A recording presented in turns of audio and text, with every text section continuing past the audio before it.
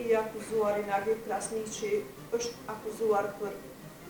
4 vepra penale të keqpërdorimit të detyrës zyrtare dhe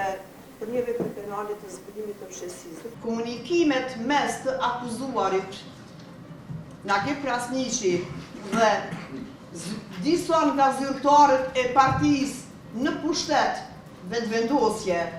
në përgjithësi e në veçanti me Dejona Mihalin si përfaqësuese e partisë ose nuk di çfarë funksioni mund të ketë, i akuzuari Nagib Krasniqi i dërgonte referenca, projekte të ndryshme për të cilat do duhet vendoste më vonë, i akuzuari me këmbgulje jepte urdhra që unë them kështu dhe kështu duhet të bëhet. Qeverisë së Kosovës, respektivisht korporatës energjetike, i shkaktoi dëm prej 37 milion. Kjo që sot u përpoqa ta prezentoj dhe elaboroj, do të vërtohet në mënyrë të qartë dhe të plotë pa asnjë dyshim.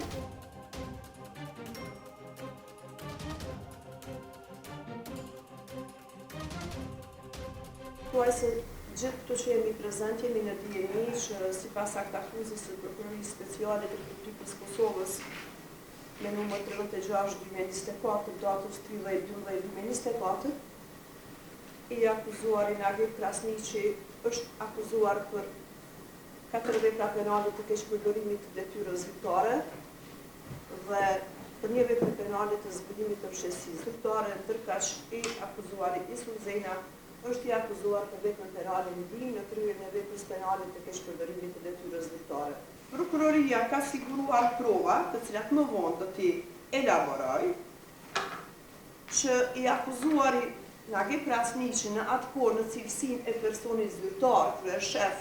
i korporatës energjetike të Kosovës, prej datës 17/11/2022 deri me datën 27 janar të vitit 2023, natyrisht në bashkëkryerje edhe me tani të pandehurin Ymer Dragusha, i cili e ka pranuar fajësinë, prandaj edhe nuk gjendet në këtë salë, kanë keqpërdorur detyrën zyrtare në atë mënyrë që duke shkelur të gjitha rregullat e ligjit të prokurimit publik, kanë lidhur marrëveshje me operatorin ekonomik Litvin S.A., ashtu që gjatë zbatimit të kësaj procedure të tenderimit u kanë shkaktuar dëm operatorëve të tjerë, që do të thotë se u kanë kufizuar barazin e tyre në një aktivitet ekonomik, e në anën tjetër krejt kjo me qëllim që t'i mundsohet përfitimi pasuror i kompanisë në fjalë në mënyrë të kundërligjshme, duke shkelur të gjitha rregullat e ligjit të prokurimit publik. Kemi të bëjmë me një kontratë për të cilën do të dëshmojnë edhe dëshmitarët të cilët ishin pothuajse aktorë të veprimeve të tyre, por që në mënyrë urdhëruese vepruan në atë mënyrë kur nga një tender i hapur, një operator ekonomik u shpall i papërgjegjshëm, pas një periudhe të caktuar, po i njëjti operator u ftua për çka ka dëshmi që u ftua drejt për drejt nga i akuzuari, që të negociohet me të, dhe nuk mbeti vetëm me kaq, po me të njëjtin operator ndryshuan të gjitha kushtet e veçanta për çka KRPP-ja qysh në fillim ka theksuar se nuk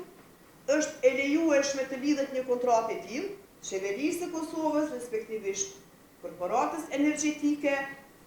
i shkaktoi dëm prej 37 milion, sepse krejt këtë pjesë të mbulesës derisa kalldaja A5 nuk ishte funksionale, KEK detyrohej që të blente rrymë me çmim shumë të lartë, e që nga ekspertiza rezulton që dëmi është në vlerë prej 37 milion. I akuzuari Nagip Krasniqi kërkonte udhëzime, këshilla, referenca dhe mënyra të tjera të veprimit në raport me pjesën profesionale të punës së korporatës energjetike, kur sidomos kishte të bënte me projekte energjetike dhe tenderime në raport me energji, dhe që të gjitha këto kërkesa i drejtoheshin të akuzuarit Isus Zena pa pasur paraprakisht asnjë lloj kontrate apo asnjë lloj autorizimi ligjor që nga palët e treta të merrte udhëzim, konsultime, udhëzime dhe përfundimisht ato të zbatoheshin mandej nga ana e të akuzuarit Nagip Krasniqi, e siç thash, gjithnjë duke i mbajtur në varfshmëri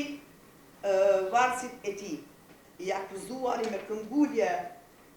jepte urdhra që unë them kështu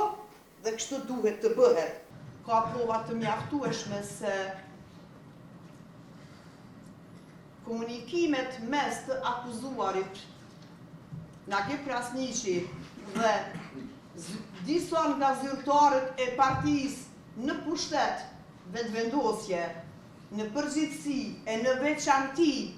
me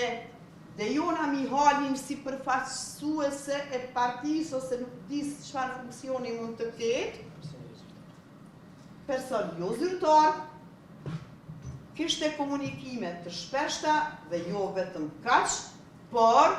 i akuzuari Nagip Krasniqi i dërgonte referenca, projekte të ndryshme për të cilat do duhet vendoste më vonë e për të cilat e njëjta në mënyrë të kundërlidhshme ishte nveshur me autorizim nga i akuzuarit që të jepte opinione, madje në disa raste edhe të vendoste për to. I bazuar gjitha këto, konsideroj që gjykata e ka parasysh faktin që për gjitha në pika të shkurtëra që u përpoqa të elaboroj, i ka këto prova të propozuara nga ana e prokurorisë për administrim,